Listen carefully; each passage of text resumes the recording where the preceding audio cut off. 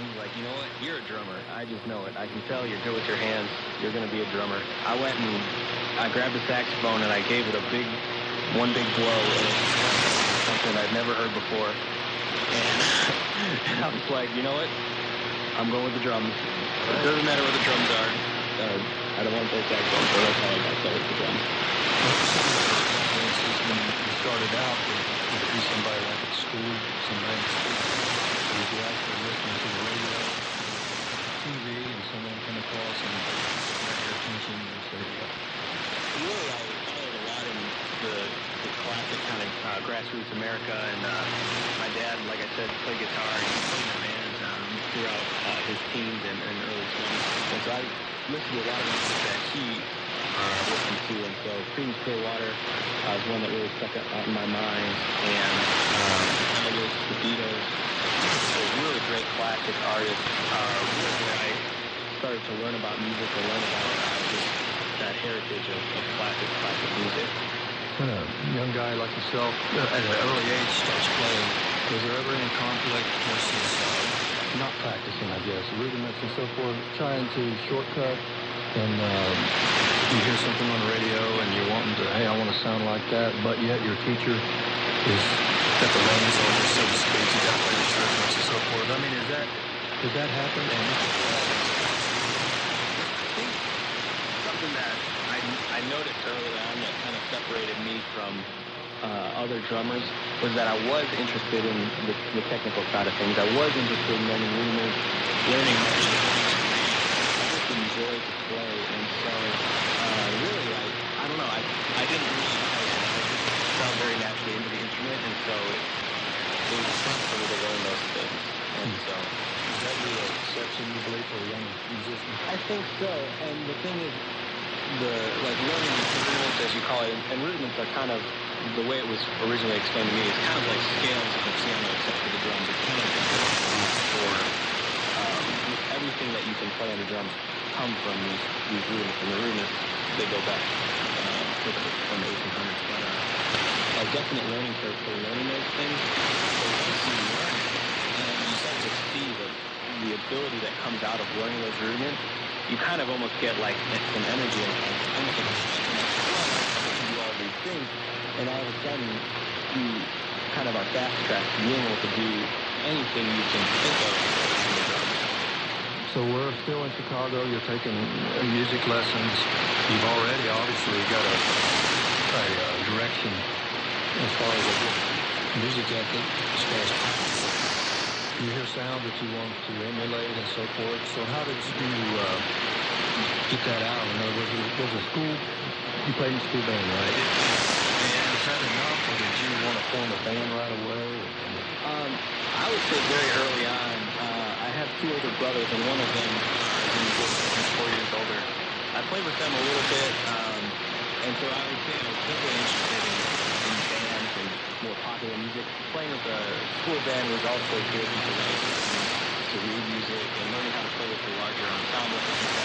I would say I started my first band really when I was about 14 years old. It was the first band that really, and some good friends I'm still friends with now. We recorded 3 records together. We used to practice for hours and hours and hours, and that was really where I started to cut my teeth playing rock music and blues. We played a lot of different styles. Those recordings, were they a combination of originals and as far as what we would play live, we did play some covers, but the band was more focused around original music. And so the first recording we did, I think, included about 6 or 7 original songs, and that was when I was 14 years old.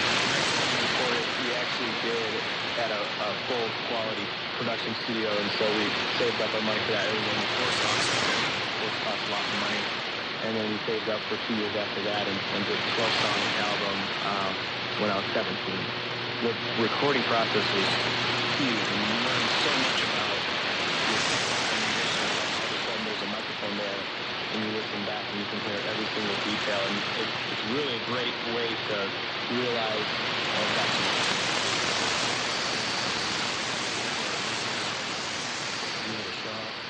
definitely, by the time I was 16 years old, I really started to realize, hey, this is not just a hobby anymore. This is really becoming something that I think is a little bit long-term type situation. Yeah, that's great.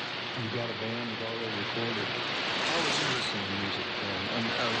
Did it cross over into, as far as just listening for enjoyment and the energy of it, into the technical side, somewhere along the line where you would hear a different drummer, and I assume you started, oh, that's this guy, that's this guy, that's this style. Somewhere along the line you had to start hearing distinct styles. Sure. Was that about that age when that would happen, or was that from later? Something that's interesting, and I think it might be because I was doing so much playing and playing with a lot of different bands, and I was performing so much, I actually did not really get into specific drummers. At that time, I would say the music was more focused around emulating the sound of different artists.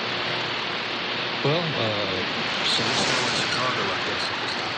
Yep, still in Chicago. I might as well ask you this now, because I've wondered about it. Do you have, like, plateaus, and then where you kind of just maybe, you think you're drying up, or you're not learning, and then suddenly all of a sudden you're doing things that you put in a lot of hard work, but you're doing it now, and peaks off of plateaus, you know? Yeah, I was just wondering if you do that as a musician. Absolutely, and that's a great question.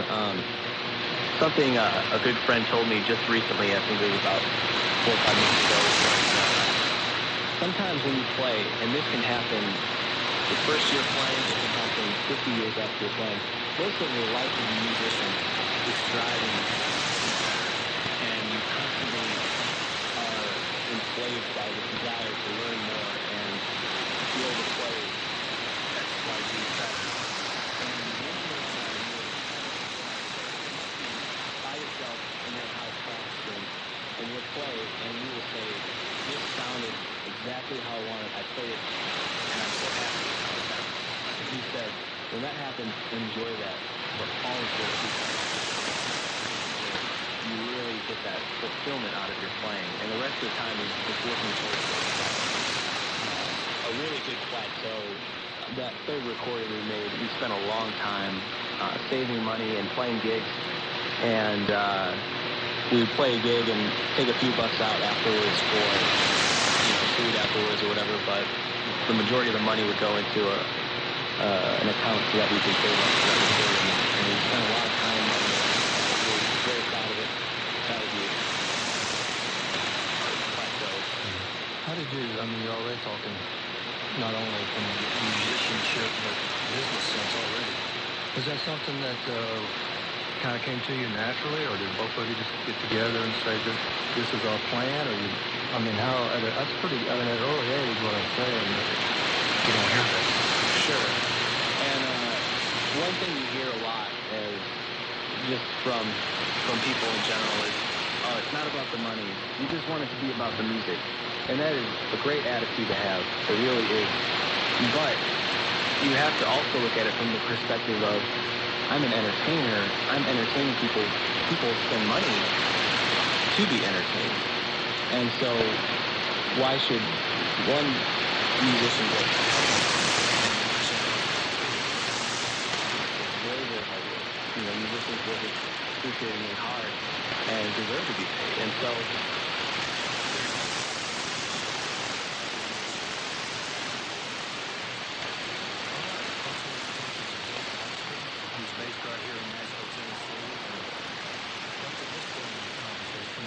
Chicago, that's where it's from, that's where we first got involved in being a musician.